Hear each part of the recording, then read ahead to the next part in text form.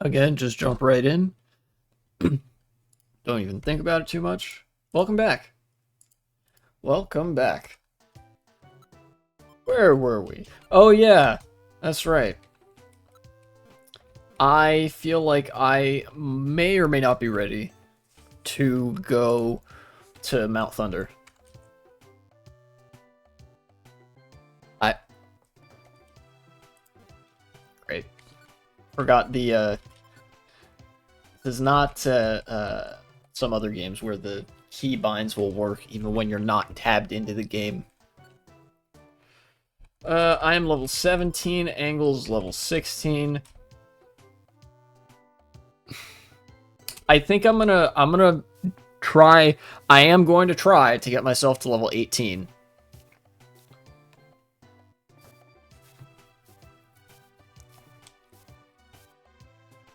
Use about Baller? You mean like Balatro or something? Also, welcome back. Check the mail, Mount Steel. The late show with Y2K. True, that is what this is.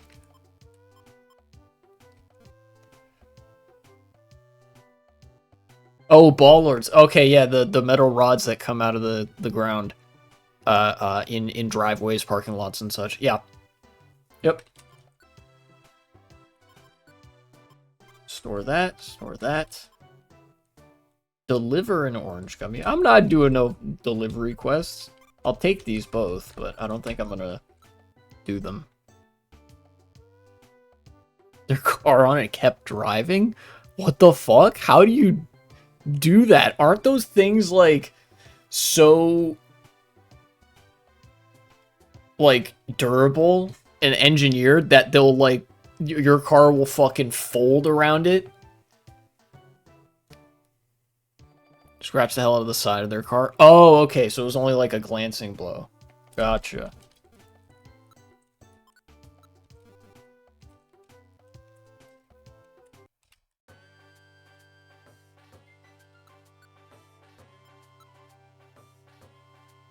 Gotcha. I need to put some things away. First things first. Like this and this.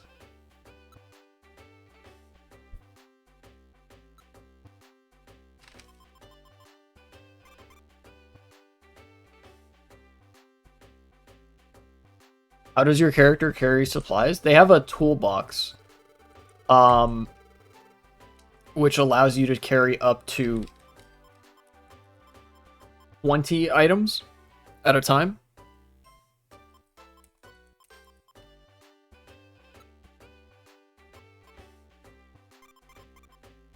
Put those away. Where on your character can you hold the toolbox? I don't know, in the little bulb on his back or something? I don't know. Maybe. Alternatively, it's just mallet space.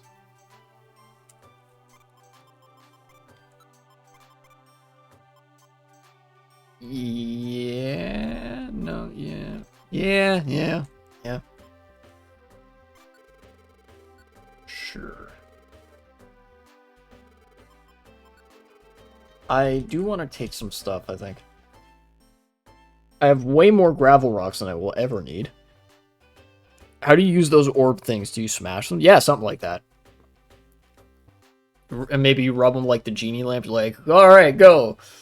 Or you, like, throw it on the ground.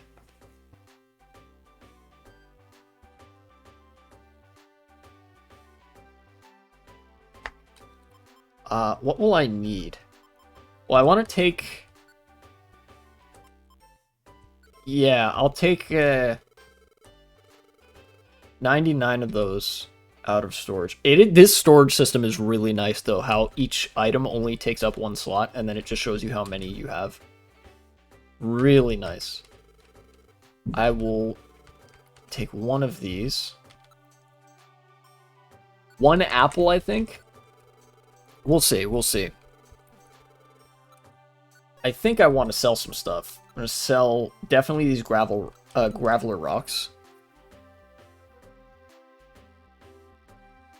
Press when some games don't have it. Like mallet space, you mean? Or the storage system, you mean?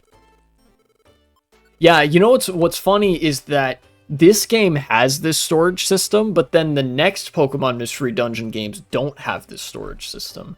In the next Pokemon Mystery Dungeon games, your storage is just like a way more extended toolbox where items don't stack, and you can only have a finite amount of them in storage, which I think adds it adds some extra challenge, but I'm not sure if I like it from a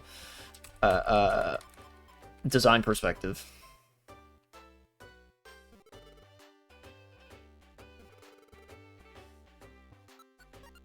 I feel like I was gonna store some stuff.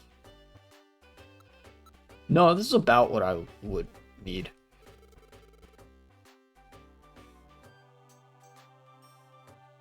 My personal opinion, just have a number saying how much limited space you have.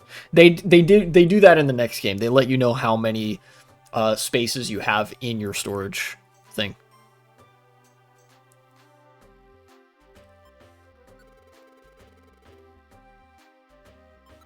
Yeah, that's right. Okay, I was gonna take some of these orbs.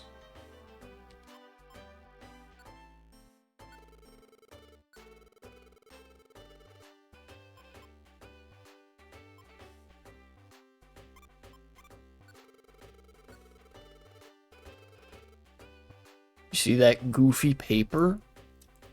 Do you mean the goofy Epstein paper?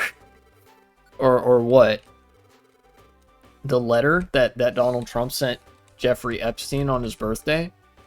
Yeah, we saw the real one, and it was extremely creepy. Extremely creepy. Like, holy shit. Like, actually pedomaxing. Like, even you know, the Wall Street Journal got a hold of the details of it beforehand. They, like, okay, so they described, like, the letter, right? And then somebody did their best to recreate it based on the description.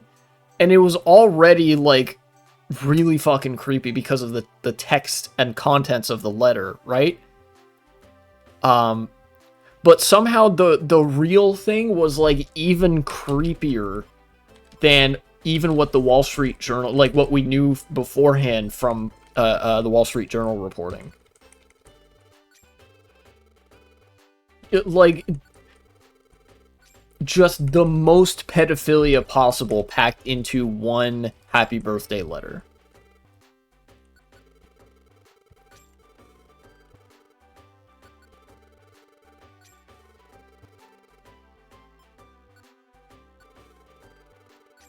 And people are still coping? Yeah, because it's like, the way that a cult like that functions is that this is just a loyalty test, you know?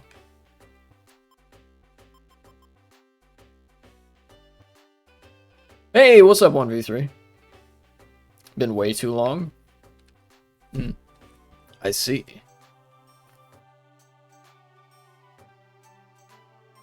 Dude, I'm gonna be real. Politics has started to get, like, overwhelming for me.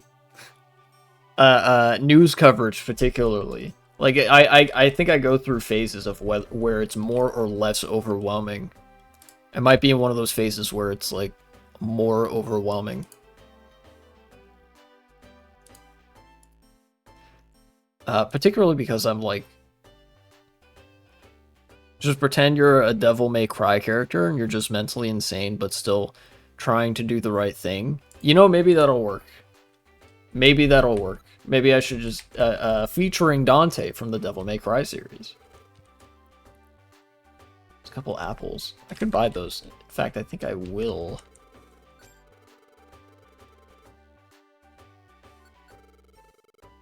Point in my life where politics is getting a bit too frustrating to deal with. Yeah, it, like, I don't know. I sometimes I think some of it is me getting in my own head where it's like I watch other politics, like I watch other news channels and political content creators on YouTube. And sometimes it's like, well, they already had really good analysis on this, so I don't know how useful it would be for me to give my analysis, but that's like very, I guess, rationally speaking, you know, speaking here, if I'm coming at that from a rational perspective, it's like very main character syndrome, because it's like, well, everybody doesn't watch the same things that I watch, so just because I'm privy to that analysis or whatever, just because I've learned something from that, doesn't mean that my audience or like anybody else who watches my stream is gonna know the same things. So, but to I guess rationalize, unless you tell us, yeah, that's right. Unless I lay out the details and stuff. Let me go buy some friend areas. But yeah, the Epstein letter was one such thing that unfolded recently. The birthday letter, we knew of its existence. That much was known, that it existed, that Trump exchanged this letter with Jeffrey Epstein. Recently, the oversight committee in the House of Representatives. Why are the numbers green? I don't know.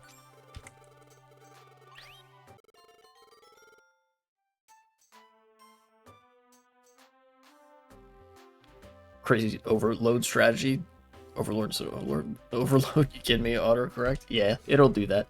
Yeah, it is. I mean, this is part of the, like, flood the zone strategy. Do a fucking million bad things so that, number one, the courts can't really stop you, and number two, it overwhelms people into submission or whatever. You know?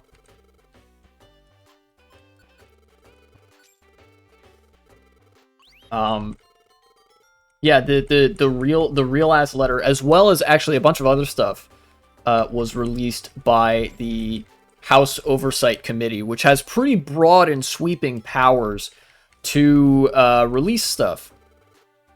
And I think there was that. There were a couple of drawings and stuff, and it was just deeply, like, it was just like it was just offensive on multiple different dimensions. Looking at that stuff, it's like, Jesus Christ, you people you're pedophiles and you're morons. You know, it was like that. Looking at some of these drawings and letters and whatever, it's like, you're not just a pedophile, you're also stupid. I think I can actually buy that last one. Yeah, let me take 500.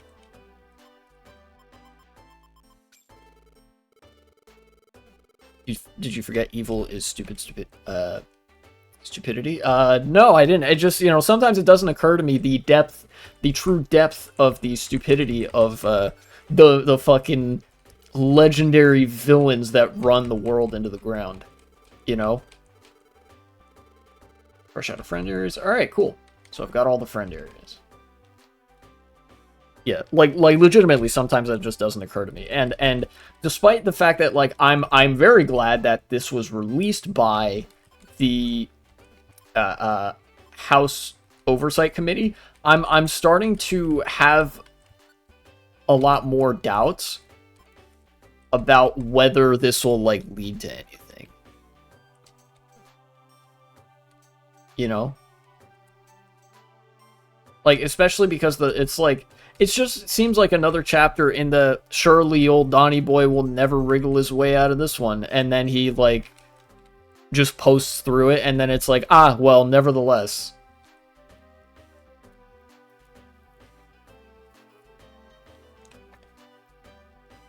Yeah. Average person just wants to exist, they don't want to do politics. Well, that's the thing. You exist in a society, you don't get to opt out of politics. Politics is the word that we use for the functioning of that society and how its movements affect different people. You don't get to opt out of that. You know, you want to opt out of politics, go be a hermit that just completely, like, lives off the land and has no connection to any other people. They'll only understand that if they're in crisis mode. Yeah, and I think that's kind of what we're seeing right now, right? You know, like, people going into crisis mode, engaging in politics that induce a crisis, you know, like the whether real or manufactured, and then, you know, they start, like, then they actually like get politically activated or something. Honestly, props to y'all for keeping the politics streams going. Taking a break on vacation in Sweden was awesome and necessary. Nice. I'm glad it was a good experience. And my streaming, like my ethic, like my work ethic with regards to stream has kind of been deteriorating. I'm trying to fix that, but it's like hard to. It's fucking hard to get my life in order, and not get distracted by internet bullshit. And by which I mean the internet being ADHD fuel. You know, especially when I don't have an editor and stuff.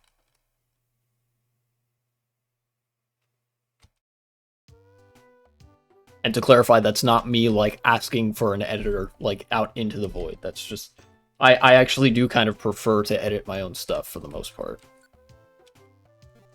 You know, because I'm insane. Am I getting, which player errors? What the hell? One other thing, I guess,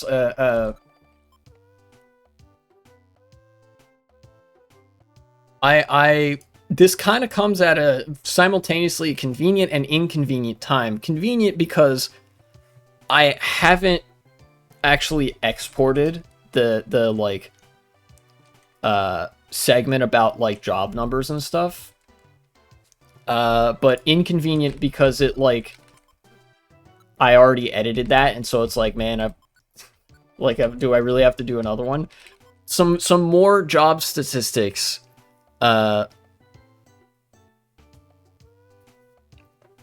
you, 1v3. I appreciate that. Some more job statistics came out. The United States is very fastidious, or at least has been up to now.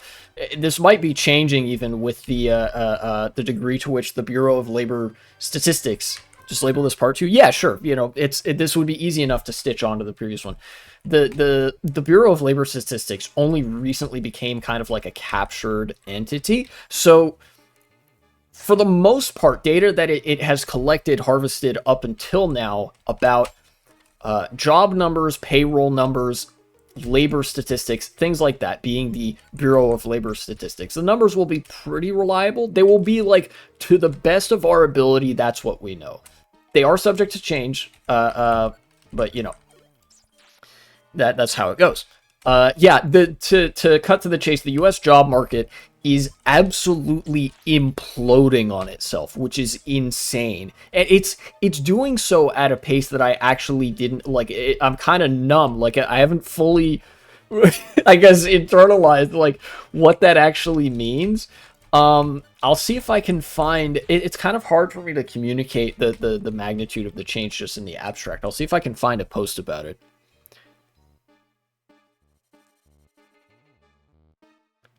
The day that we got there, news came out about the AI, that AI made decisions for the Swedish Prime Minister. Dude, that was both blackpilling and extremely funny. It's like, oh yeah, the fucking AI runs our government. Like, fucking what? Here, let me see. Bureau of Labor Statistics payroll numbers. Let me go to news maybe.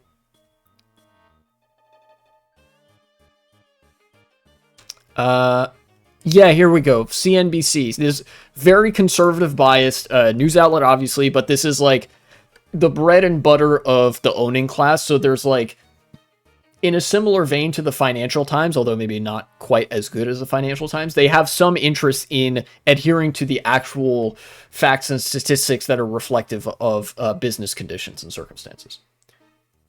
Job growth revised down by 911,000 through March, signaling economy on shakier footing than realized. The fact that they're even putting this in the title is very indicative of how, like, dire the situation is. If even CNBC is like, we're on shaky ground here, guys. Annual revisions to non-farm payrolls data for the year prior to March 2025 showed a drop of 911,000 from the initial estimate. We're about to hit the third act, boys. No, this is still the beginning of the second act. So this is every job that we assume exists, like all the jobs added that weren't farming related, as far as I can tell, this is what this is saying, in the year from March 2024 to March 2025. And 911,000 jobs that we thought existed didn't actually exist. There's even a bigger punchline later on. The numbers, which are adjusted from data in the quarterly census and reflect updated information on business openings and closings, add to the evidence that the employment picture is weakening, and drastically at that.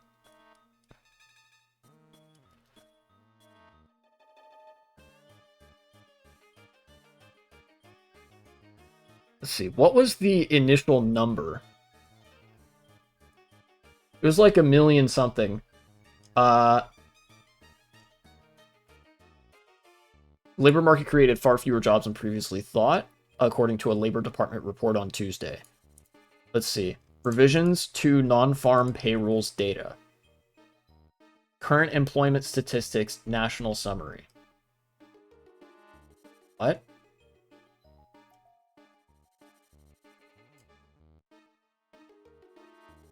I ain't reading all that. I'm not gonna lie. That's gonna take me to a long ass Bureau of Labor Statistics report. I'm not ready for that. Total revision was on the high end of Wall Street expectations, which ranged from a low of 600,000 to as many as 1 million. Damn, so they even expected that about 600,000 jobs weren't real, of the jobs that we thought had been added.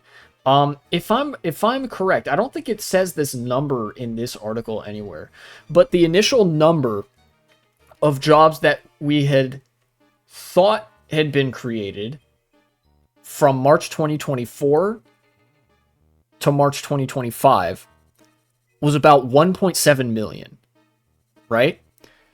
So, and somebody please, if you can, please fact check me on this while I'm rambling about that. So the initial assumption before this revision was, okay, between March 2024 and 2025, 1.7 million jobs had been added to the American economy. The quality of these jobs notwithstanding, again, this is just a metric that's indicative of money flowing around, people flowing around, and basically real economic activity and production happening, right? Documents being signed, resources moving around, that sort of thing. It's like, it's a vibes-based statistic, if that makes sense. It's a statistic that indicates a vibe. But it doesn't get very precise because it's like a national thing. 911,000 of these 1.7 million jobs never existed. So the running estimate is that from March 2024 to March 2025, about 800,000 jobs had been added to the American economy, which is historically bad. I think it says this in the article here. Revisions were more than 50% higher than last year's adjustment, and the largest on record going back to 2002. This is a massive red flag. Remember, 2002, early 2000s, this includes revisions from the 2008 collapse. That's probably lower than the number of people who came of age in that period. Yeah, no, it probably is, because the unemployment rate for people aged 18 to 24, or even people aged like 25 to 30, people in my age bracket, the unemployment rate for young people is more than twice as high as the general unemployment rate. The general unemployment rate in the United States is about 4%. In fact, it stays pretty consistent at 4%. There's always about 6 million people in America that are unemployed. Reserve Army of Unemployed Labor and all that. Go read Marx. Don't actually. I haven't read Marx. So that's the general number. The number for Generation Z, people roughly my age, is about 10 to 12%. 10 to 12% unemployment for people between like 18 and 30 or thereabouts. And again, these are only the unemployment numbers that count people who not only don't have a job, but are consistently looking for a job. This does not include people who are underemployed or people who have been so defeated by the job market that they've given up searching. This doesn't account for either of those groups of people who are not employed, either not employed enough to make ends meet, or are so unemployed that they're like, well, shit, I'm never going to be able to find a job. I should just stop looking and save myself the trouble. Those groups are not counted. You know, you have to be looking for a job and not have a job, even a part-time job, to be considered unemployed.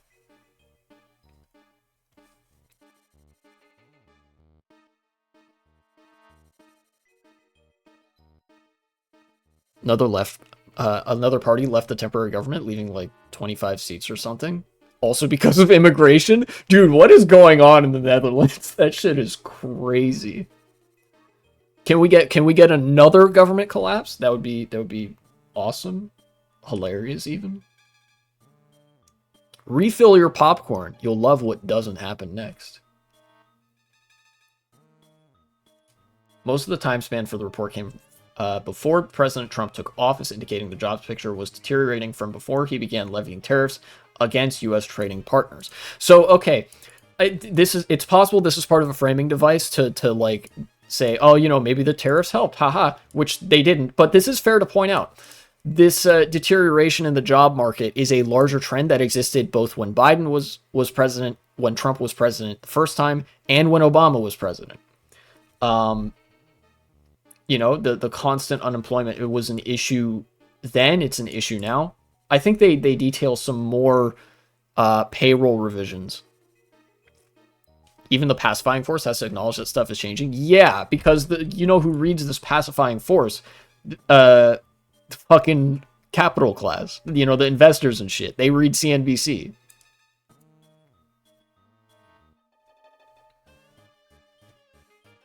That's fucking bars, Cryoraptor. Largest markdowns came in leisure and hospitality. Oh no. Guys, remember, leisure and hospitality, like care, this is the only sector that's growing in the United States. So like, false alarm, it's not actually growing as much as we thought it was. Or with this number, leisure and hospitality might not even be growing at all. Professional and business services, and retail trade. Guys, this is basically the entire real economy. Yeah, the real economy is actually more dead than we thought it was. Most sectors saw downward revisions, though transportation, warehousing, and utilities had small gains. Almost all the revisions were confined to the private sector. Government jobs were adjusted down by 31,000. Stocks reacted little to the release. If ever you needed evidence that the stock market is fake as fuck and it shouldn't exist. Did I miss anything before I go again? I mean, how much time you got, right? Nah, don't worry about it. Keep the BLS. Let's see. Jobs, lower bad stuff happening. Yeah, so basically all the metrics of employment in the real, I mean, like, it's been multiple months now. Yeah, okay. This what this is saying is basically the US created way fucking fewer jobs than we thought it did over the period of the last year. And the sectors that we thought were growing are actually not growing, or at the very least not growing very much. Every economic metric that we can use to measure how is the health of the American economy, or is money flowing, are people being able to make ends meet, turns out every time we look away and then look back at, like, look at the economy, look away, look back, every time we do that, it gets worse. It's been multiple months. Yeah, and things have only worsened since March of this year, with a lot of people over the summer experiencing utility costs exploding. And as I like covered in another segment about AI now composes a larger share of the American economy than consumer spending. This is going to be, yeah, this is going to be an economic crisis to rival and potentially surpass the Great Depression, which did not always have the name the Great Depression. Americans, you know, and Europeans alike back in the day called the Great Depression the World Economic Crisis. That was the name that it had until America adopted a much more post-Keynesian framing of what the Great Depression was, right? It sort of banalizes the whole affair. No, the Great Depression was like really legendarily bad. This is going to rival that in how it, like, how many people are going to have their lives get completely fucked up. Can see why they changed it. Not catchy. Yeah.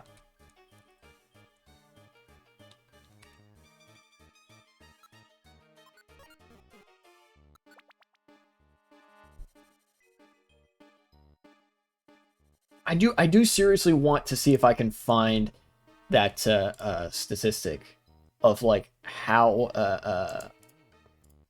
many jobs we initially thought had been added.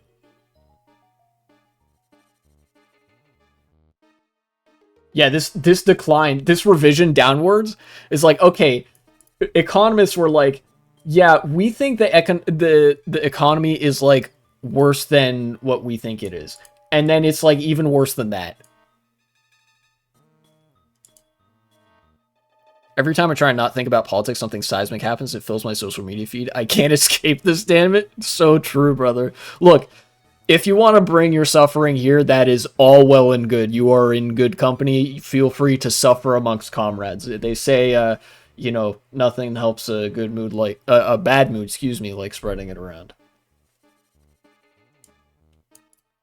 Does this have the initial number? I'm getting really hung up on this, but I want to see for sure, like that initial, like, oh yeah, we thought 1.7 million jobs had been added over the past year, but it was actually less than half of that.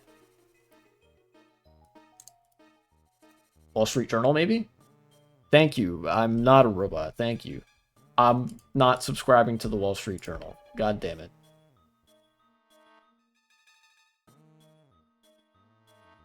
Oh yeah, and these are pre-tariff numbers, by the way.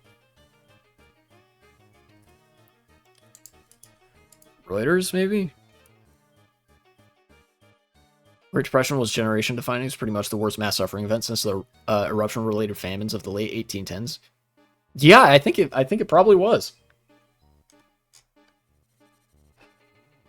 Labor market weaker than previously thought. Okay, well, how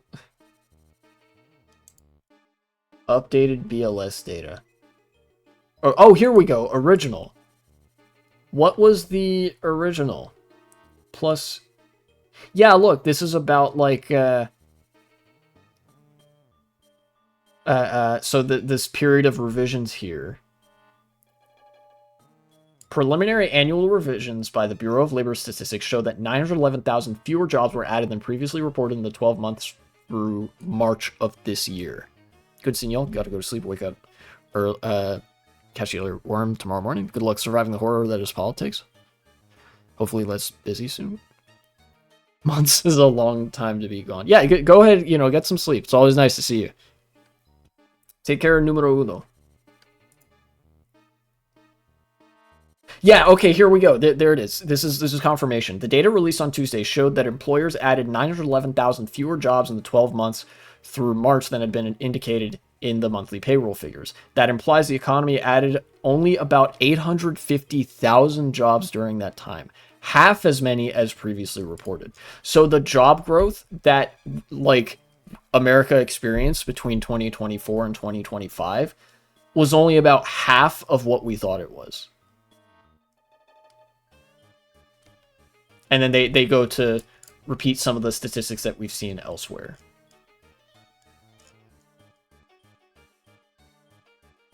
Original. This should be higher, no? For what they're representing, I wonder. realities to get so bad that you can't escape from it for people to help? Yeah, probably. I mean, like, Trump supporters vote, and like, there is something to be said about, like, you know, fell for it again award. Trump voters voted for this, except, I mean, I guess for this they didn't really, because, like I said, this is a trend that existed before Trump, you know, during Biden, during Trump 1.0, during Obama, you know, that type of shit. Oh no, where's Meditite going? Okay, there he is. He made it a lot worse. That actually remains to be seen, but yes, the tariffs undoubtedly are making this worse. Not to mention the raid on that Hyundai manufacturing plant in Georgia. The South Korean automobile manufacturer had you know, struck a deal with America that they were gonna actually, like, help bring manufacturing jobs back to America by having their workers train our workers. This is you know, a good arrangement, you may notice. Anyways, ICE went in and arrested 300 South Korean workers that were training American workers for manufacturing. So, you know, good luck with those trade deals with our former allies, if that's the way you sort of take that. You know? Yeah, but, like, it's nothing that the Trump administration is doing or is considering doing would meaningfully, like, would make this trend any better. So yes, they are going to just make it so bad.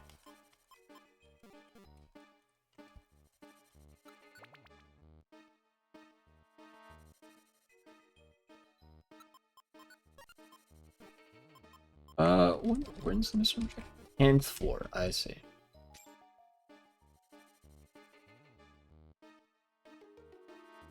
And this is especially grim as, like, I'm looking for jobs and stuff. Like, if you're looking for jobs right now, it fucking sucks. You know? All the online job boards are just fucking blighted places. I already had a bad experience with public transportation today. Didn't need to see Israel launching missiles as soon as I get back. Oh yeah, that happened too.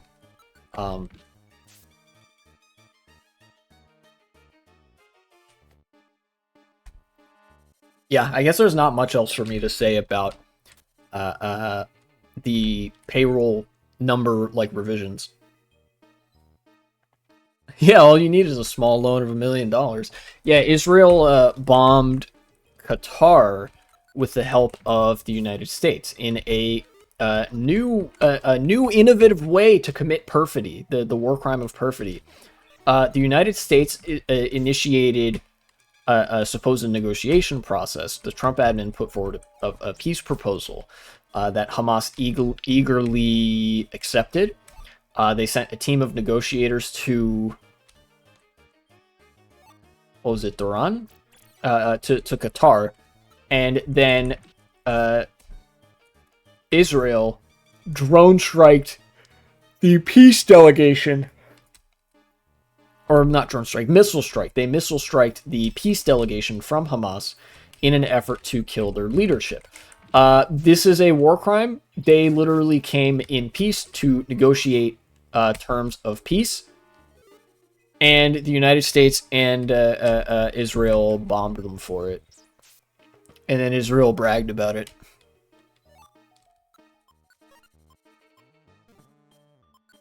I'm gonna eat one of these.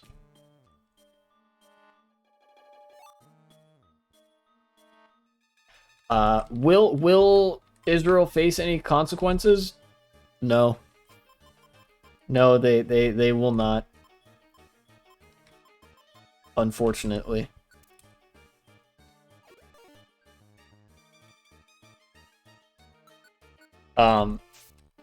It's just all, like, we're stuck in the maelstrom. The world's fucked up, so the answer is no. Yeah.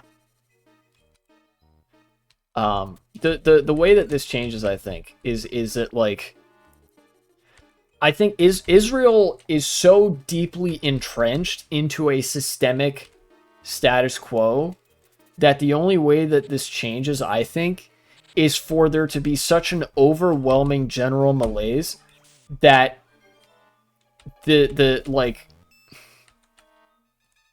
that systems start to change, you know? Like, I can sort of imagine a set of conditions that is so dire that it would drive people to really start to, like, altering basically, like, the bedrock of capitalism to be, well, more conducive to social functioning, i.e., the beginning stages of the transition from capitalism to socialism. You'd have to enter some truly painful, like, growing pains in order for the status of Israel as, like, the attack dog of the West and the darling of the military-industrial complexes to be challenged in that way. You know? Because, like, this is coming as we're entering a new era of statecraft, where they've figured out, all right, we're kind of done with, like, pretending that we want to keep people happy, so now let's just keep people quiet, you know?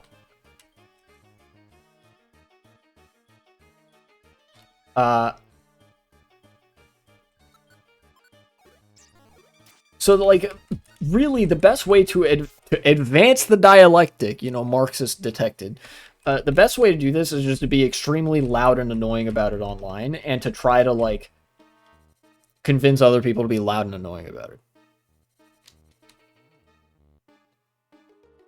Yeah, Israel will only die when the American and Western geopolitical systems fundamentally change, you know?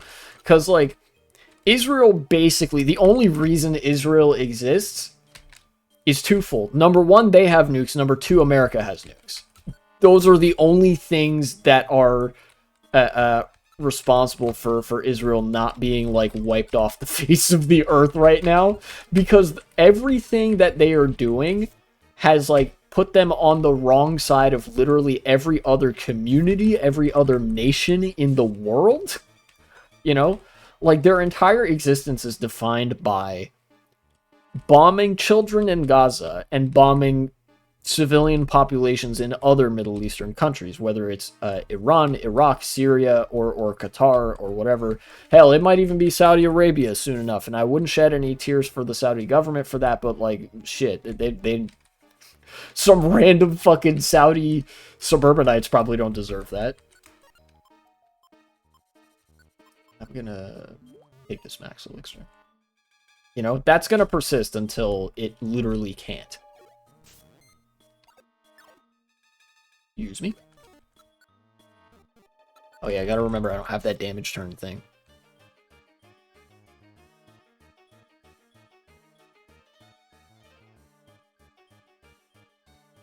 But I don't know, I'm no soothsayer or nothing. So I can't really predict how that's gonna unfold. All I know is that, like, shit doesn't persist indefinitely. How far do you think Israel will get before something changes? Undoubtedly, this is going to be a second Holocaust. Like, they are going to essentially get their way with this genocide. Nobody's gonna stop them. It is going to be depressing as fuck. For generations. I think it's only after that that there's really any hope of something changing. Because, like I said, there are fundamental components of these systems that have to be challenged, and right now these systems are still kind of humming along, irrespective of the desperation of the populations that they govern. Because, like, to be real, like, life in the first world is still pretty comfortable, even with, like, crippling debt and shit. Like, we still have twerking, being bisexual, charging they phone, eating hot chip, and lying. Like, as long as people can do that, there's not that much threat of things changing. And especially not while Israel is still useful to America and other Western countries as, like, a testing ground for surveillance tech and other elements of the police state. which they most certainly are. It's just a matter of like, when will that get outweighed by the liability that they pose to certain countries' international standing and reputation, which I don't think is due for quite some time. But every person that says free Palestine advances that timeline just a tiny bit. You know? Everybody that says, like, Israel is a terror state, Israel is a genocidal state, Israel is an expansionist fascist state, you know, committing a second Holocaust. Every time that gets said by somebody, and the more people join in, just a little bit, the dialectic gets advanced. You know? Shit, some of this might even be stuff that we don't live to see, but it is going to happen eventually. Because, like, there's a reason we use the word unsustainable, that there is an eventual breaking point. I just don't know when that is. You know? Can't see the future. Or nothing like that. Oh, right there. Oh, jeez. The orb. This is a destination floor? Yes.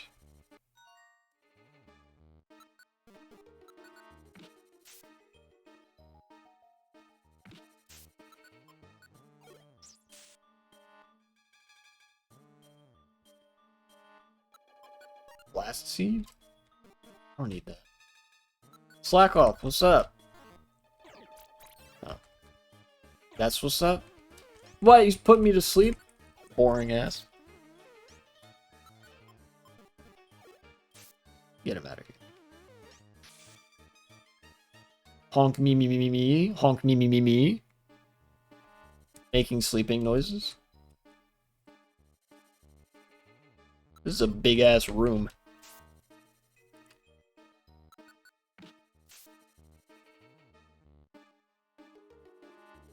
You know, I kind of like... I think I mentioned this last stream as well, but I kind of want to do more analysis of stuff that isn't news. Because I feel like even most liberals will agree on, like, wow, that's pretty bad. Wow, that's pretty fucking bad. It's online discourse where a lot of people disagree and where I think there's the most opportunity to learn from, like, a certain lens of analysis. Because sometimes the answer is less clear-cut, or, like, it doesn't seem as directly political.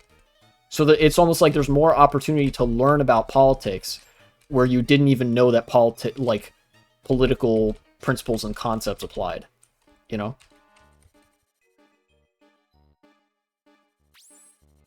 Yay! No, I will keep exploring, actually. I have one of these. Yummy. Wow, gummies are so fucking powerful in this game. In Mystery Dungeon Explorers of Time, Darkness, and Sky, I think they only fill 15 points of hunger if it's like a gummy that you don't benefit that much from. There's like different tiers. It goes like 15, 20, 30, and then like it's either 30 or 35 points of hunger is the most you can gain from eating a gummy if it's like the same type as your Pokemon. But in this game, they just fill your whole ass hunger bar.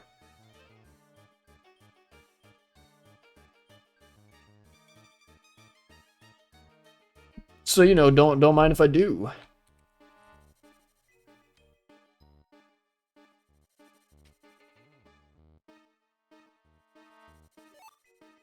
Apple, very nice.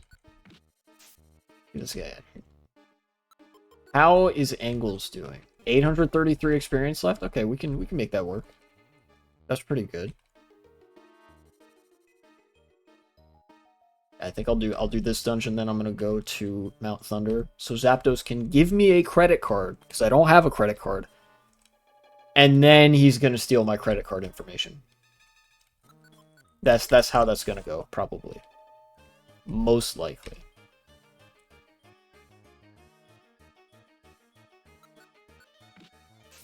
Hey there.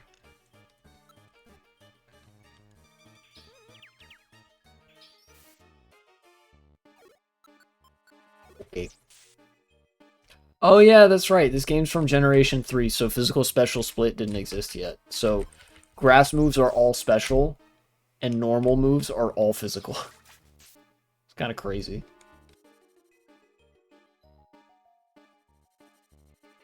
Dude, there's so many fucking quality of life things in Pokemon that I actually can't play older games if they're not present.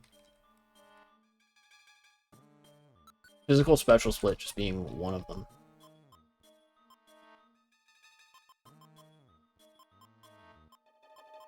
I'll just eat another gummy, fuck it.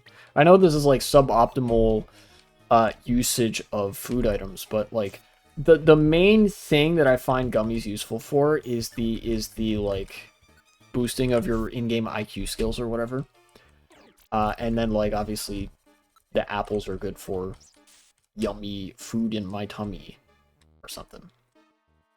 There's another room here.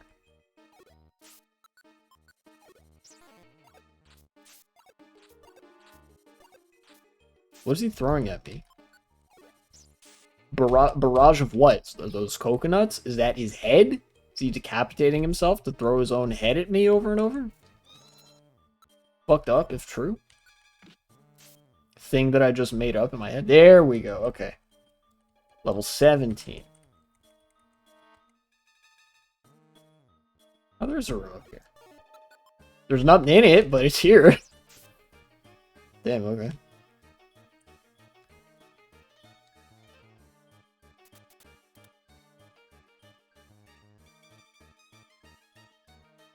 On this way.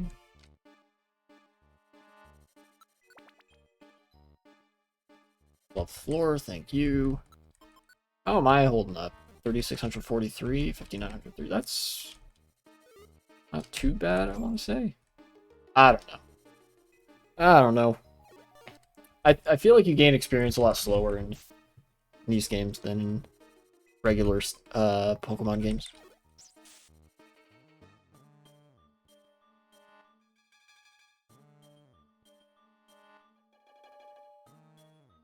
There's the stairs.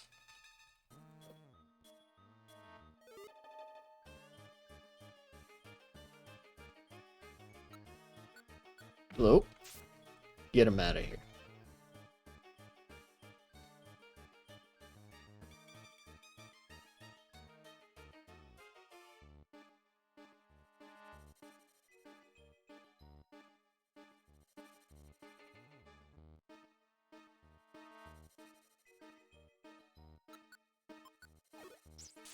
And this is actually perfect because this is my last two uses of my attacking moves, so then I can just drink one of these nice max elixirs, and there we go.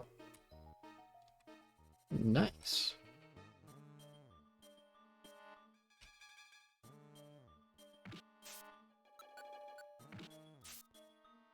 Get that hoodoo out of here. And that one too. Don't want none of y'all. Oh wait, if that's a room there must be something over here. Right? Right? Yeah, okay. Nothing super interesting, but alright.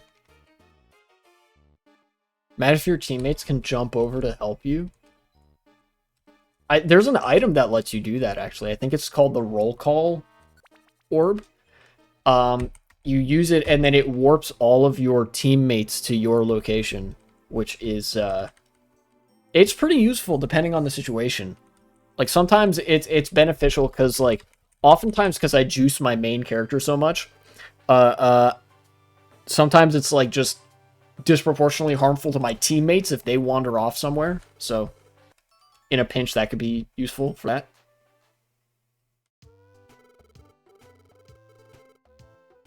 Okay. I will save my adventure. Teammate thinks this is Scooby-Doo. Maybe. Like you're not wrong, I don't think.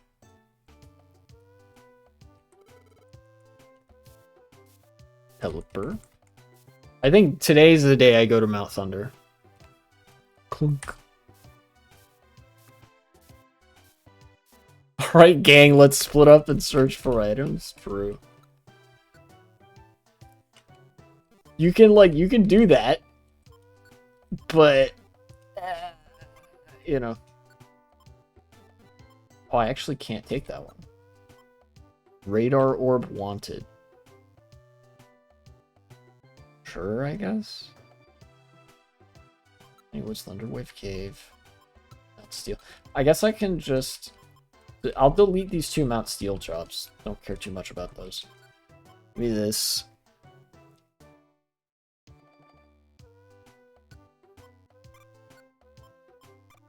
Linked moves. That's matchups, linked moves. I see. Teaching you about how you can link moves to activate both of them at the same time.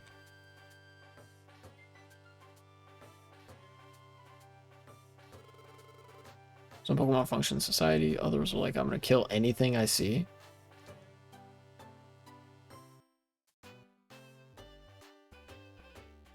What's up with the normal Pokemon from the wild Pokemon? What separates them? I think it's like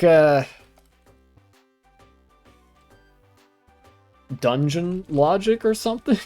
This is like the above world, and then like the Pokemon in the dungeons are hostile to explorers. Something like that. I don't know if it's ever really explained. You're saying they're constructs? No, not really. I don't think so. I don't think it's actually explained. I'm gonna put back 3 of those apples. Cherry berry. 1 of these max elixirs. And I'll sell those 2 orbs. Actually, God, that's even a lot of stuff to be carrying. Put 1 reviver seed back. Put away this blast seed. And then I'll decide what I want to keep. Or anything else? I do, but I don't know what. Maybe I'll actually put away the apples, since I know that gummies actually heal your entire hunger thing. I'll put away 1 orange berry, and then I'll sell those 2 orbs. And I'll have just under a full toolbox of stuff. Just under 1 page, rather. Hello! Yes, I will sell some stuff. Yes. Sell this luminous orb. Thank you. Yeah, okay. I think that's a much more manageable, like, starting profile of items to bring with me. Let me see if they have anything good. Well, Big Apple. That could be useful. And I will put the Big Apple in storage. Yeah.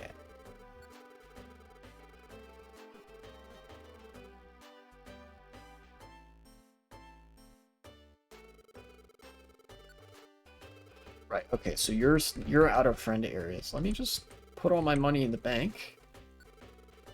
Yeah. Yay, wow. Thousands of Poke money, but it's actually like 30 bucks.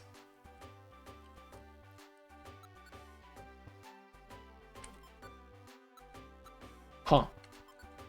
Thunderwave Cave. I'll take that, but I'm going to Mount Thunder.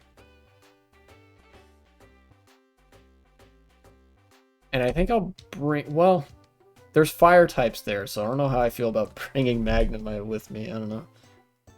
Sure, I'll do it. I mean, he's probably the strongest, yeah, he's the strongest team member that I have, right?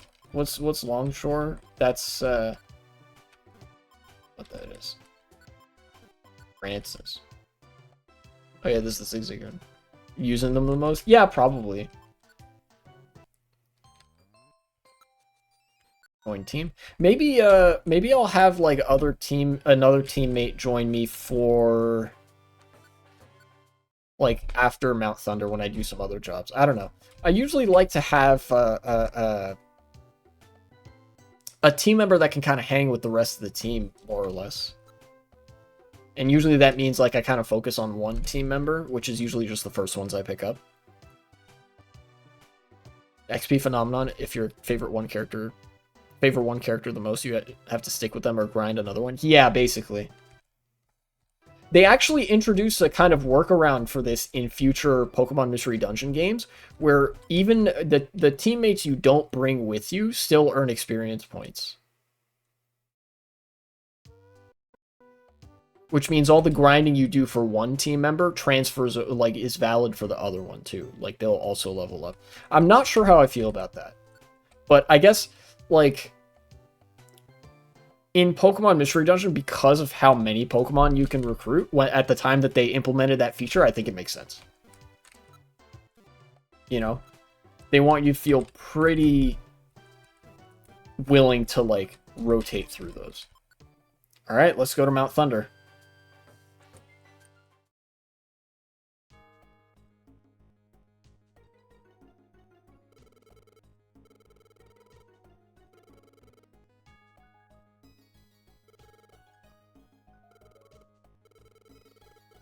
Angel will pretend to go to gym, not be like, okay, let's grind this new character. Yeah. All right, Mount Thunder. This theme is actually part of a medley that I really like. The individual themes that make up the medley, I'm not as big a fan of. Wonder how it got the name. Probably because of what I'm currently experiencing right now. Probably.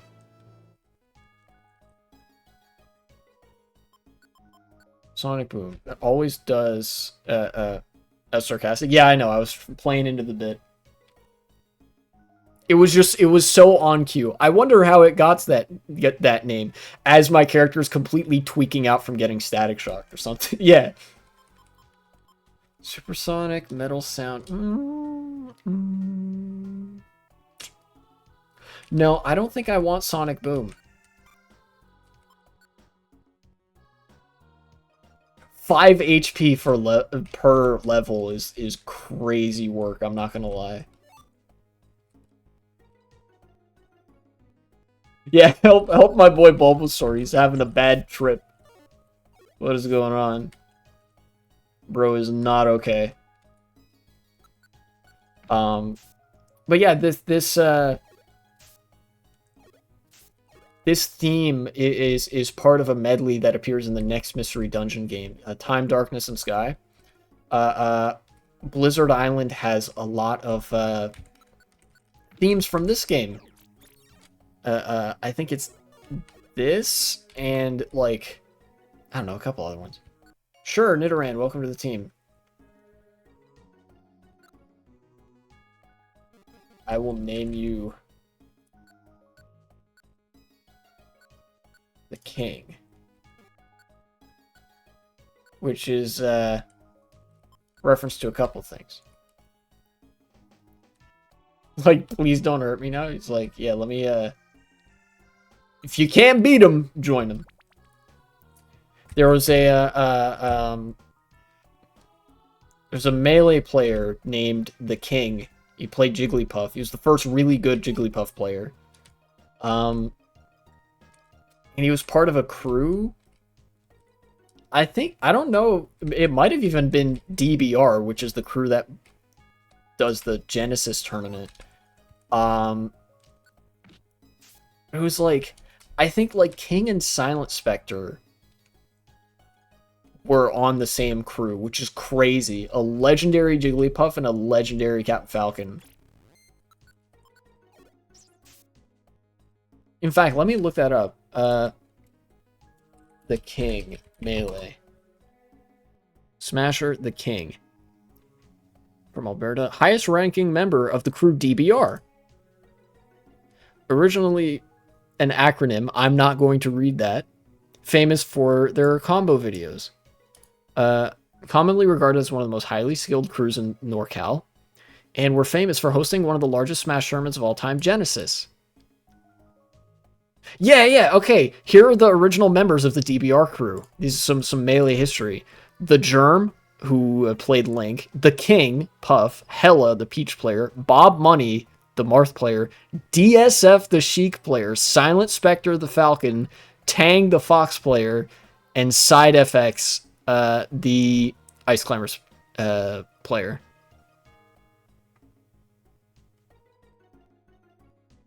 Former members: Perpetual Zero, Sultan of Samitude. Oh, this guy's old school Falco. This is Sultan of Samitude was a Falco from the days before Bomb Soldier. This was before offensive Falco was a concept that people had. If you've ever seen modern Super Smash Bros, you know just how like fast and like rushdown oriented Falco is. How much he centers around pressure, vertical combos, and stuff like that. A lot of that is an advent of Bomb Soldier's Falco. Bomb Soldier, a Japanese player from the early to mid 2000s, who he was like the first person that people saw play Falco fast. Other Falcos, such as Sultan of Samitude, played Falco more so with the laser game. They would play him as a very campy character because laser could control your movement.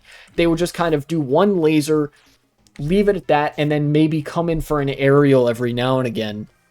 And Falco was known for being a very defensive, slow-paced character, particularly also because of his run speed. He doesn't run very fast. That's how old school this crew is. Way back in the day. And Takatai is Zelgadis. Probably like, this character's pretty fast. Let's see how fast I can go. Yeah, like it's kind of incredible that like before Bomb Soldier, a lot of Falcos did the kind of like, okay, you know, back away, do the laser camping bit, which was a very effective strategy, but it wasn't that fun to play against or play as. You know, you didn't see a ton of good Falcos. Then these VODs, these videos start getting published on like message boards and stuff, or like, you know, old school video publishing websites from Japan of these videos from tournaments with this player Bomb Soldier, who played an offensive style of Falco, and who would kind of beat the brakes off of people when he won, like kind of the way that Falco beats the brakes off of you now. Like, you look at the speed at which Melee was played in 2003 or 4, and it's drastically different from now. And then you look at a Bomb Soldier combo, or a Bomb Soldier combo video, it's almost like you've gone forward in time about a decade.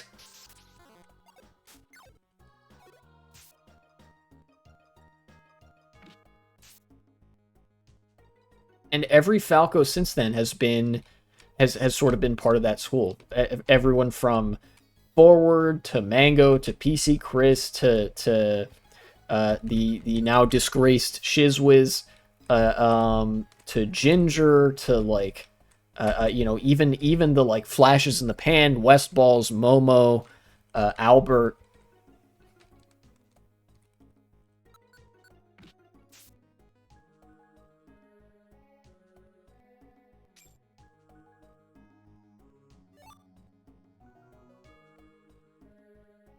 And myself when I play Falco. Like that's just how Falco is played now. Ow.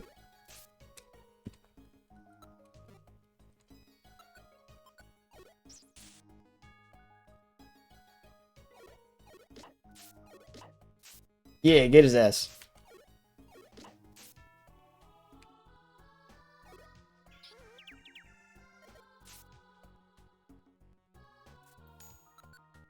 Nice try. A for effort.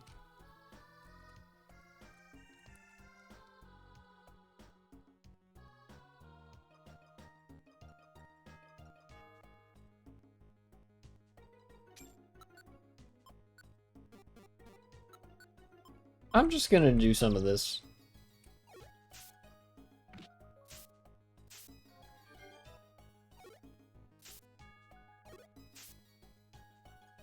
Oh, I actually gained the full experience, even though I just used Leech Seed. New polls just dropped from the New York City election. Zoran is winning. Fuck yes. I think we all needed some good news in the wake of all the shit that has been happening. And I'm glad to hear my man Zoran Mamdani is winning. Zoran Mamdani sounds like Pokemon? Bro, that's crazy. Here, let's look at that polling. Polling is the devil, of course, but sometimes it can be useful. Zoran Mamdani NYC polling. Big lead in NYC mayoral race. It's in the Discord. Oh. Ah, I see. Yeah, 46% for Zoran Mamdani. Then 24% for Andrew Cuomo, 15% on Curtis Sliwa, and 9% on Eric Adams. And this is probably even slated to make Zoran Mamdani look weaker because it's from the New York Times.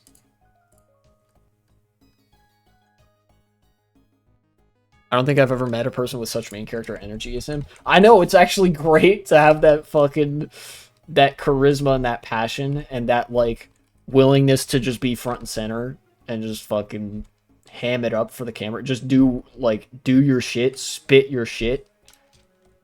You know?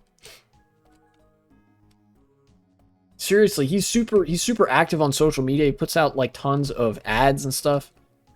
Would he have any rivals in the future? Oh, sure. Like, the entire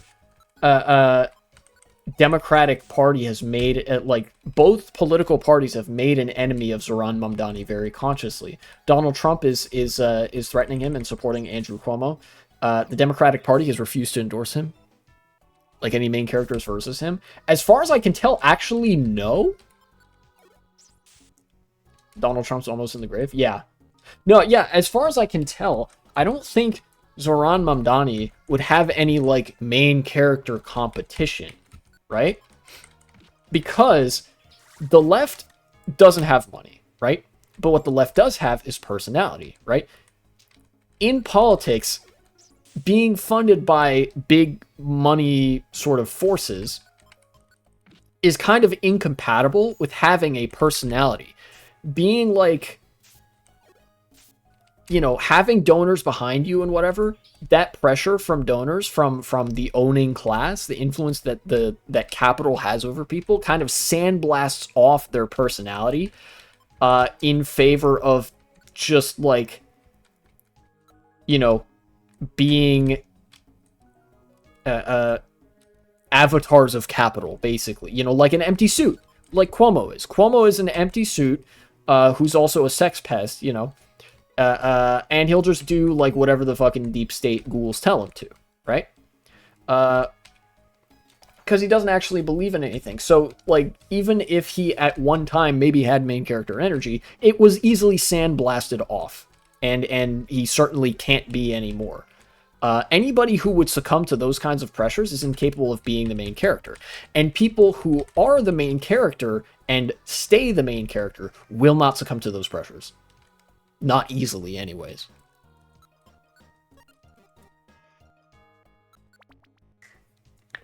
JD Vance is not winning, lol. Yeah, truthfully, I think, depending on who the Democrats put up for the presidential election, which is still a few years out, I don't think JD Vance would beat them. You know, JD Vance is just boring, which is one of the worst things you can be in politics, like, as a public figure.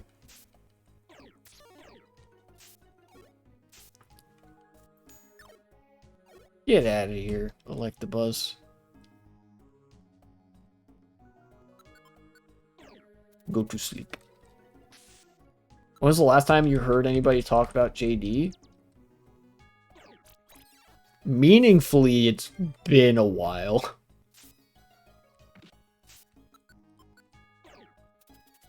There's still a couple of dyed-in-the-wool liberals that I know who insist that he's scarier than Trump. But, like, I'm gonna be honest, no. Back when he killed the Pope? Yeah, that was the last time anybody was talking about it. I like, funnily enough, the last time people talked about JD Vance, it had to be, like, in relation to other people, right? Like, in relation to Trump almost dying or like, having a health scare. people were talking about the possibility of J.D. Vance becoming the president, right? Like, that was the last time there was any serious discussion about him. He's just not that interesting or compelling.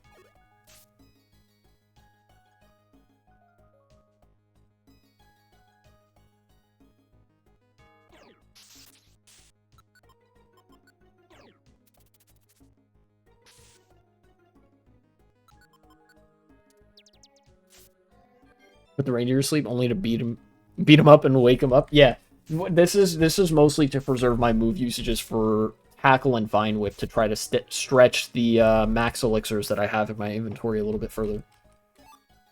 See, I don't have that many uses of Tackle or Vine Whip, but I do have plenty of Sleep Powder and Leech Seed. It's a pretty messed up strategy. I mean, it's like a viable strategy in Pokemon to afflict the opponent with a status condition so they can't move, and then you just kind of wail on them from there. Meant it was cruel? Well, I mean, yeah. Probably. Ah! Stop with the... I gotta figure out how to make Discord announcements not do a pop-up like that. Oh, dang. That's the downside of using Leech Seed. You don't gain experience if they get KO'd from Leech Seed. They really gotta fix that.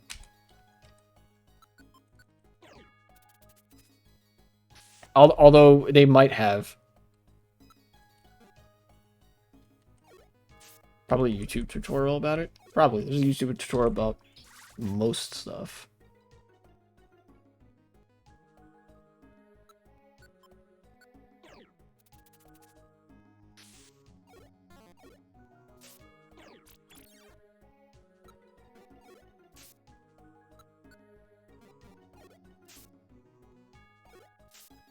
Get out of here.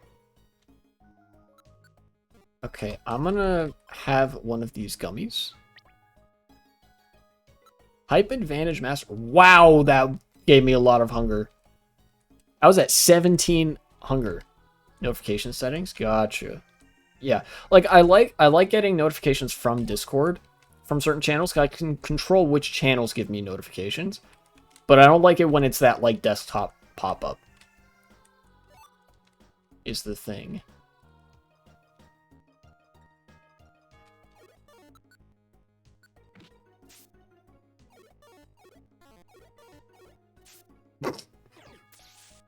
It's like the meme from SpongeBob where SpongeBob and Patrick are swinging and like not even close to hitting each other for a bit there. Many such cases.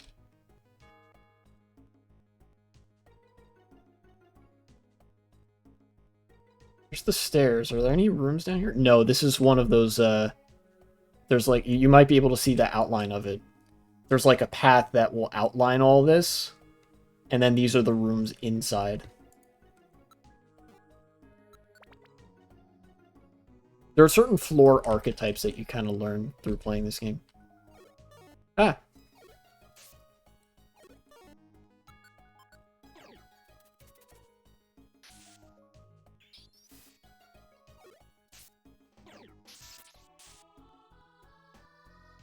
Oh yeah, another thing that works differently from the main series Pokemon games is the type chart.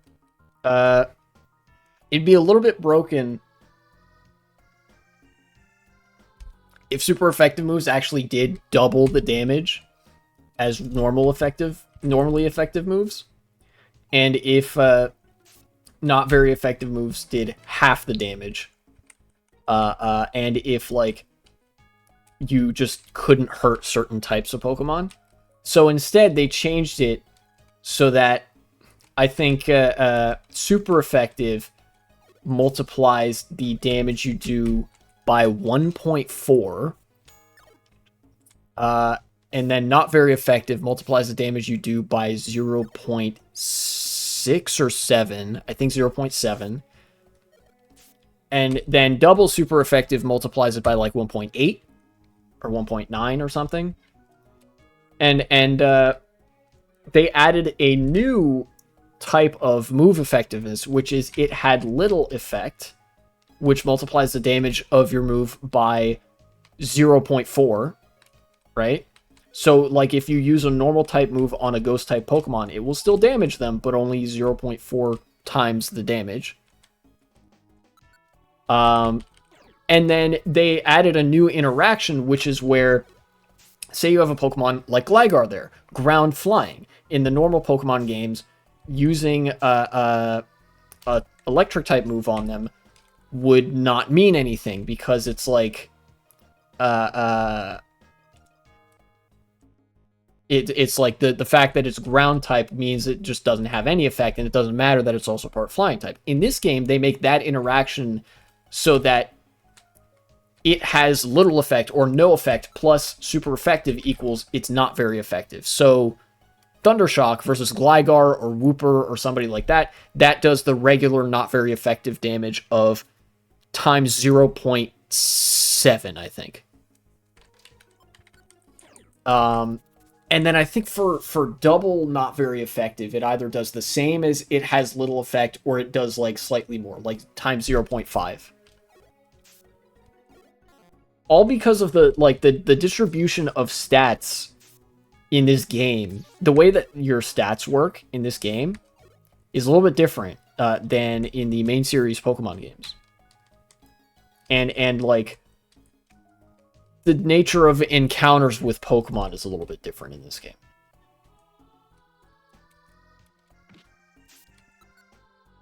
And move power also scales differently. I mean, it's much more, I would imagine it's much more closely aligned with the actual Mystery Dungeon series of games. Oh yeah, thank you for reminding me. I can't believe I forgot that.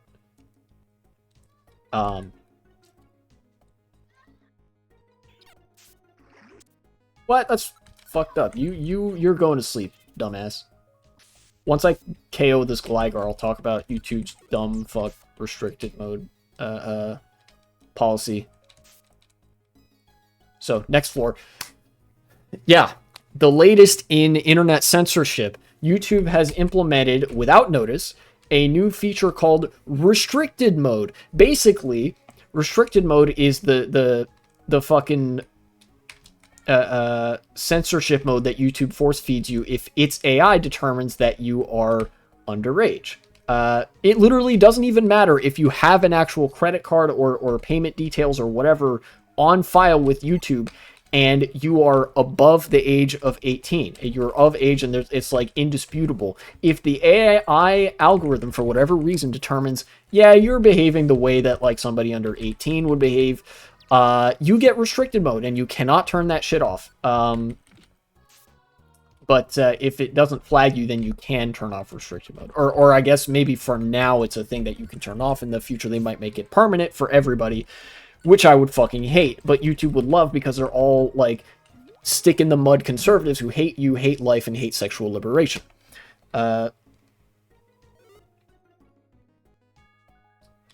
kind of got ahead of myself with describing how much I fucking hate these people for doing this, but, yeah, this, like, restricted mode makes a large amount of content on the platform completely invisible, as if it was, like, not just unlisted, but private. You can't access those videos, and one basis along which they do this is, in fact,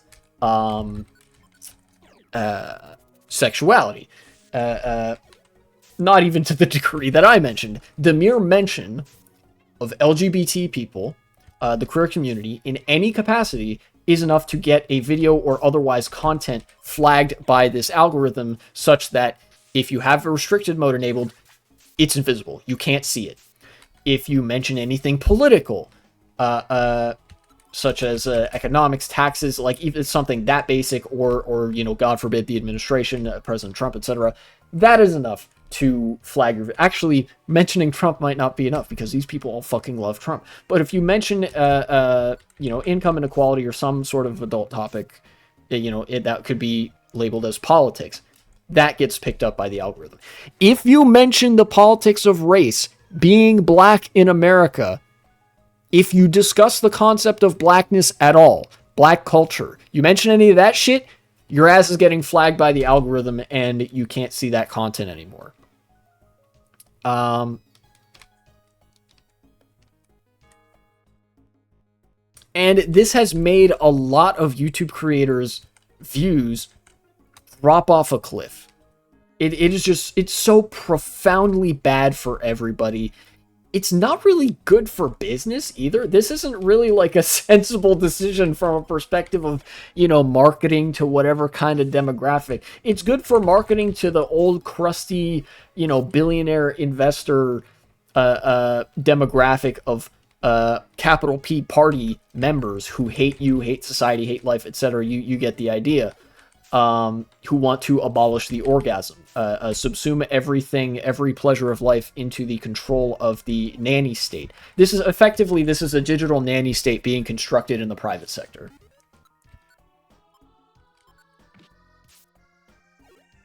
And we should all fucking hate it. And it's another one of those things where it's like, clearly, this is being done with full knowledge that everybody hates it. Nobody wants it. Nobody asked for it. Everybody hates it. So the solution to it is to, well, be really loud and really annoying about it and never shut up about it. To never let them hear the end of it.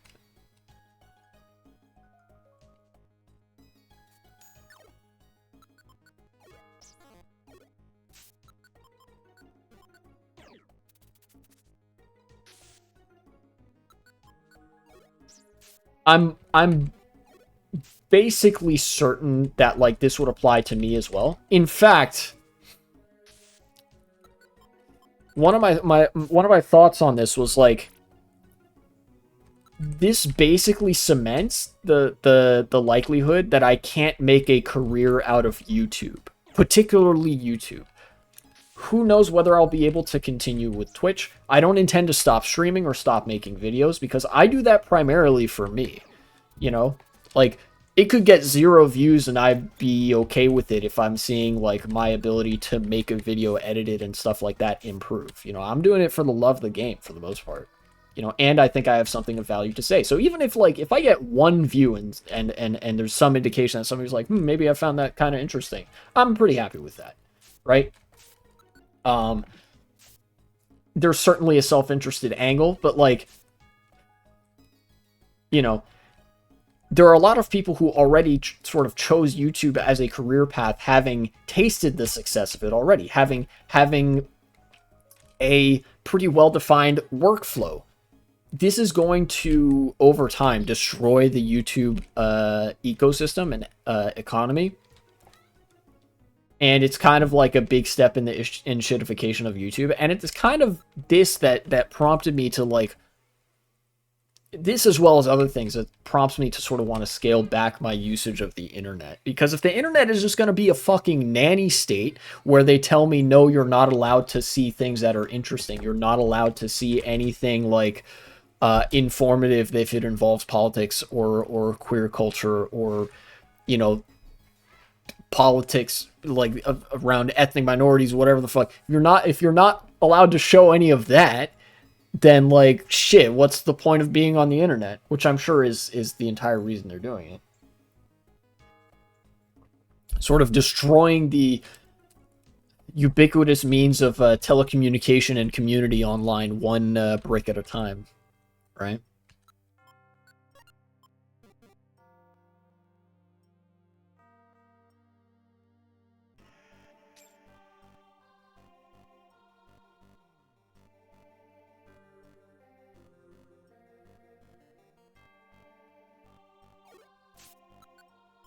And nobody's buying the excuse that this is to protect the kids or whatever. These people, like the people who are responsible for shit like this, are friends with people who have flown to Little St. James and fucked children, right? They don't give 2 shits about the fate of kids in this country, in this world, or whatever, right? And YouTube Kids already exists. It's basically, this is an optimization for thoughtless slop content. They're trying to turn YouTube into a like perpetual engagement farm of slop, to like meaningless, thoughtless slop that's inoffensive to the worst, most conservative kinds of people, so that they can churn out positive engagement numbers on paper to make it like look good for the stock market and to keep the speculation cycle going. Like, that's the purpose of this. Targeted ads, speculation, and like subsuming things into capital even further for the people who have like such a stick up their ass that they probably think internally that the party from 1984 had some good ideas or some shit like that. I don't know.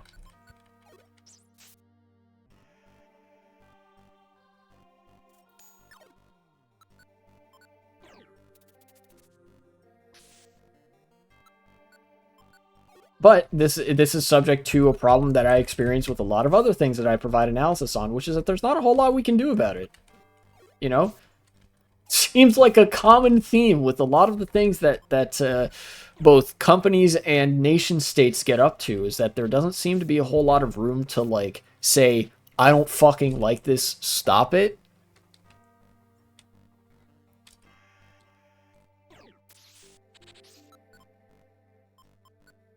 Heard something the other day where the internet only started to require you to start revealing your identity once tech bros took over. Yeah, and I think that is a generally correct framing of how things have gone. The internet has become increasingly censorious and increasingly oriented towards data farming and giving up your personal details and freedoms ever since tech bros, or rather capital, has become more and more of a prevalent force controlling the internet. They all just want to deal in your identity, as a commodity, which requires the minimal amount of introspection possible, the maximal amount of thoughtless swiping and engagement possible to make number go up, so that looks good, to the other place where number go up, none of it means anything, everything gets worse, their pockets get padded, and our lives get destroyed.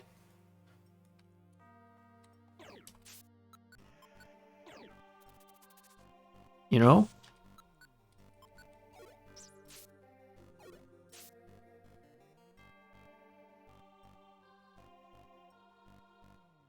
Like I said, second act type shit.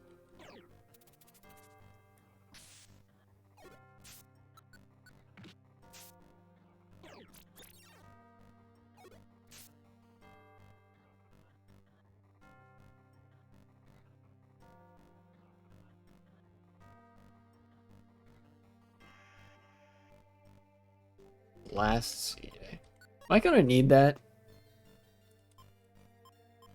Maybe. Hi, Growlithe. Go to sleep. Honk me me me me.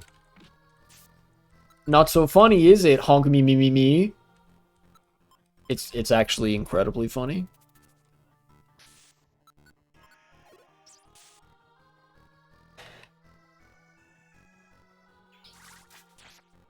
Nice.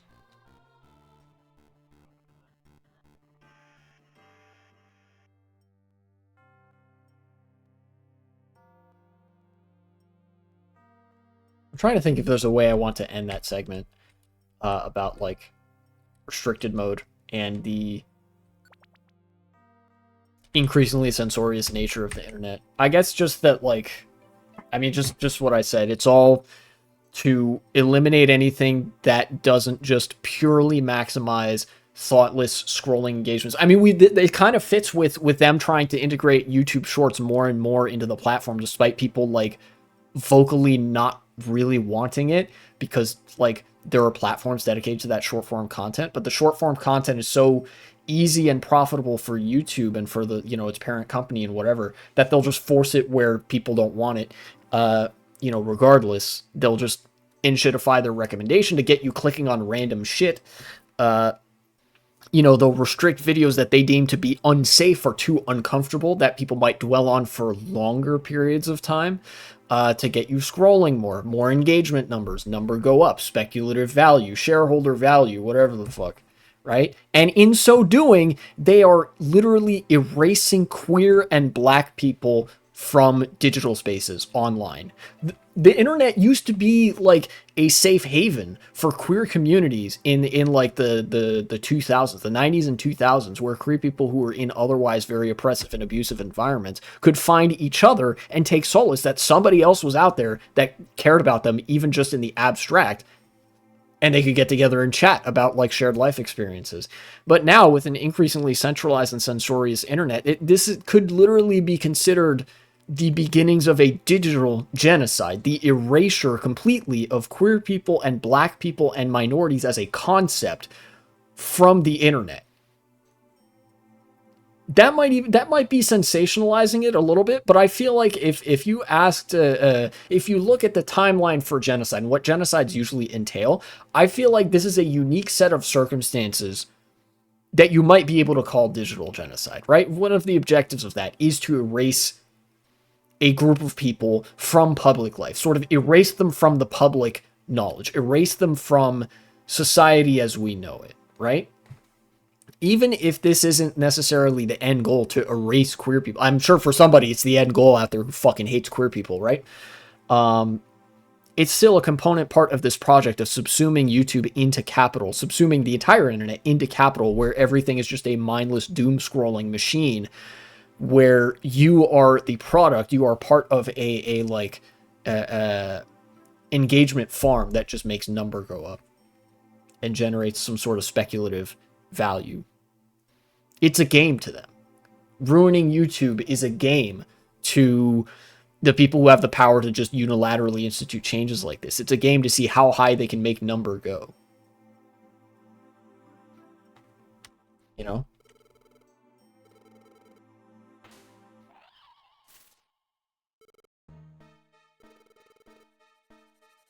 It was like, we're over here having a good time playing poker with each other, and the guys at YouTube are all trying to say, no, no, no, no, let me play Balatro. And they're bringing a lighter and setting the fucking deck of cards on fire. And like, you know, scribbling all over them. And we're sitting there like, dude, what the fuck? I feel like that's kind of a good way to make light of the situation while still kind of describing what's happening. There's a fundamentally different game being played from their side, a very antisocial game, where they just want to make number go up, and they will ruin the experience that all of us are having to do it.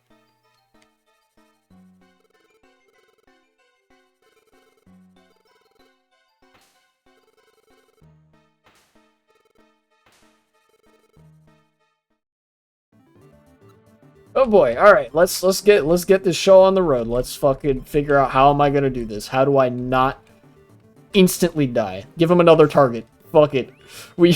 No, he's got agility? Oh, I'm cooked. Put him to sleep. Go to sleep, big man. Thank fuck, thank fuck. He's... I'm not ready for this, dude!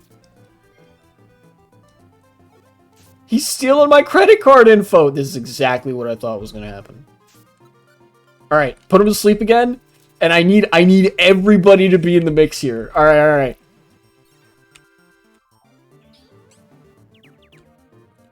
Okay. Oh, this is gonna be rough. Okay. Leech Seed? Sure. Try some of that. Yeah, what is going on? Alright, I'm gonna chuck one of these. Throw a rock at him. Oh fuck, oh fuck, oh fuck. Okay, get me over there. Alright. I'm gonna put him to sleep, then I'm gonna try to maneuver around to get my other team members over here.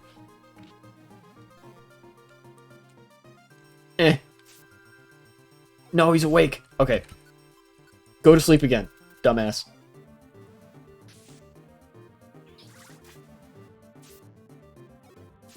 Yes, okay, perfect. Surround him. Yes, this is good, I think.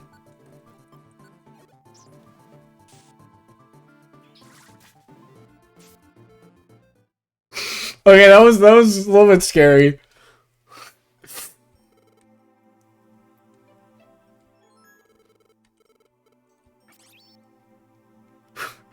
Thankfully,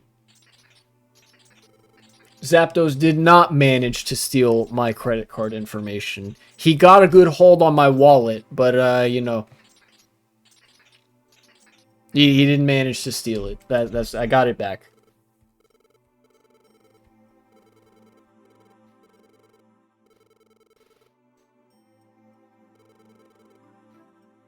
Wait, what? But you're calm now. What the fuck? You're just like, oh, I was acting out of sorts, but next time I'll kill you. Like, fucking what? Excuse me? Like, I was out of line. But next time you're really in for it, and I'm not gonna play nice. Like, so which is it? Were you out of line this time, or are you actually gonna kill me next time? I don't get it. Anyway, Shiftry's back.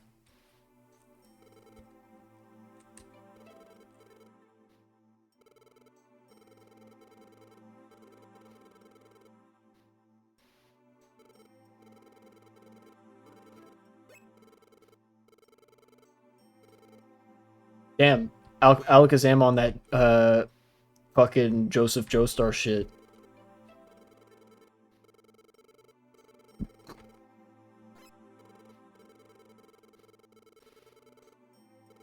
Once this is all said and done, I think I'm gonna end the stream.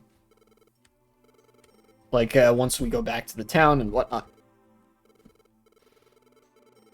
Hill of the Ancients.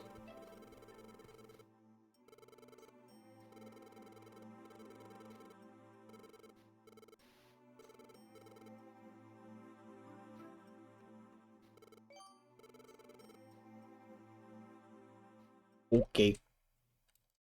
Going home.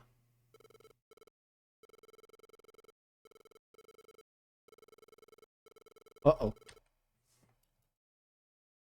Okay. Yes, I will save my adventure.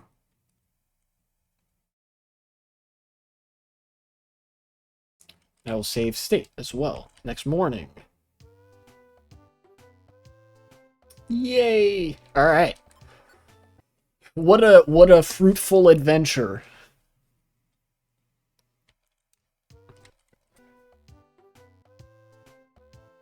Who else is live?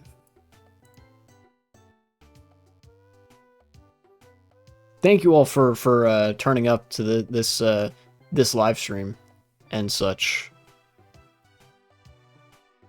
Oh yeah, this is really funny. I might raid Hassan. I might raid Hassan because, if you can believe it, Andrew Cuomo at his campaign events actually started Hassan posting. It's really funny that you, like, a good sign that a politician is fucking washed is that when they start making their campaign about, like, attacking Hassan. It has happened a non-zero number of times. I don't know exactly how many. I know Richie Torres did it. And now Andrew Cuomo is doing it.